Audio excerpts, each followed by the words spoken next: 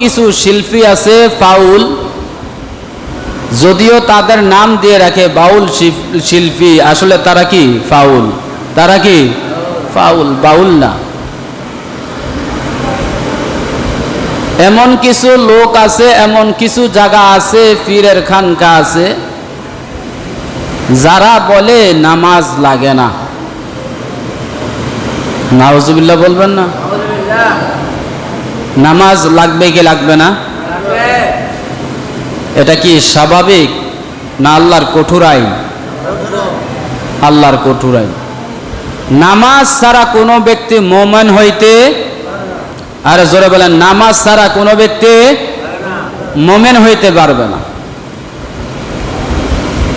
তো তারা যে বলে নামাজ লাগবে না, তো যারা বলে নামাজ পড়া লাগে না, এই জন্য তাদের গোসলের ফরজও জানা দরকার নাই, ওযুর ফরজও জানার দরকার নাই, তাদের নামাজের ভিতরে বাইরে আহকাম আর কানগুলা জানার দরকার নাই, তাদের মধ্যে নামাজের ওয়াজিবও জানার দরকার হয়, কারণ তাদের তো কি নাই, নামাজ নাই।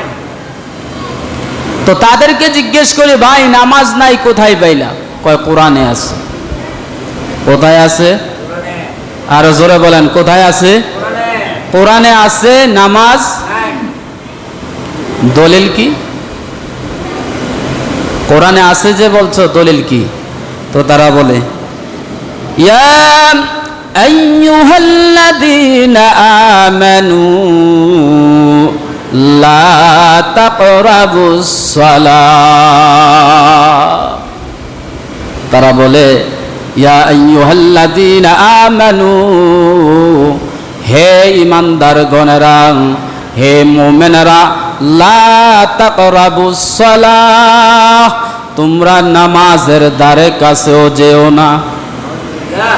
কোরআনের কথা, তোমরা কই যাইও না?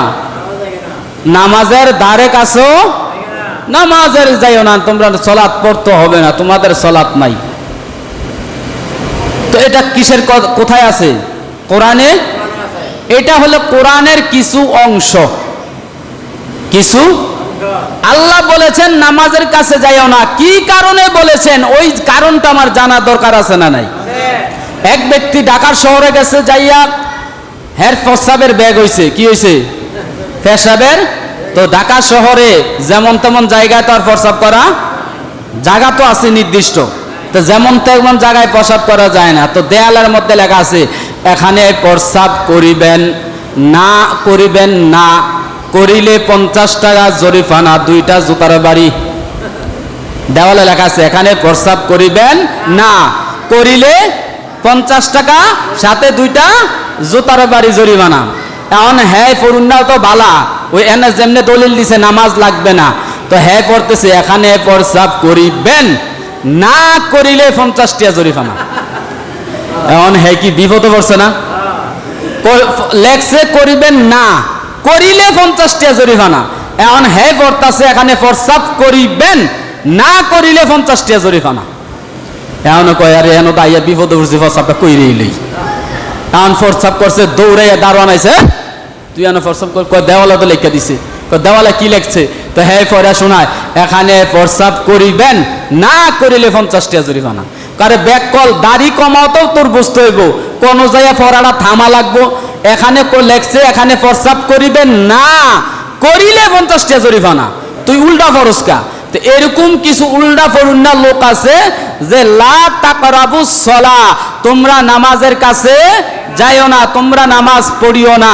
হ্যাঁ, কোরআনের কথাটা সত্য, তবে আল্লাহ কেন বলছে নামাজ পড়িও না? আল্লাহ তাআলা বলছেন, ওয়া আনতুম সুকারা, তোমরা যখন অপবিত্র থাকো। কি থাকো? গোসল যাদের ফরজ হইছে, বাইঙ্গা বলতে পারতাম না, পোলা বাইন আছে, গোসল যাদের ফরজ আছে, গোসল এখন করা ফরজ, এই নাপাক অবস্থায় কি মসজিদে নামাজে যাওয়া যাবে? নামাজ পড়া যাবে? জোরে বলেন, নাপাক অবস্থায় নামাজ পড়া যাইব? তো আল্লাহ তাআলা বলে দিলেন যে খবরদার, নাপাক অবস্থায় তোমরা নামাজের দ্বারে কাছেও, তো হ্যাঁ কইতাছে নামাজের দ্বারে কাছে যাইও না। তো কেন কইছে এই কথাটার কয় না? কি কারণে আল্লাহ তাআলা বলছেন? অপবিত্র অবস্থায় তোমরা কি করিও না? নামাজ পড়িও। আল্লাহ যে বলছেন, হে ঈমানদার গণেরা, তোমরা লা তাকরাবুস সালাহ, তোমরা নামাজ পড়িও না, নামাজ আদায় করিও না। কেন? ওয়া আনতুম সুকারা, তোমরা যদি নাফাক থাকো। এই কথাটার কয় না ওই যে প্রস্রাব করিবেন, না করিলে 50 টাকা জরিমানা, হের দশার মতন তারা ওয়াজ করে।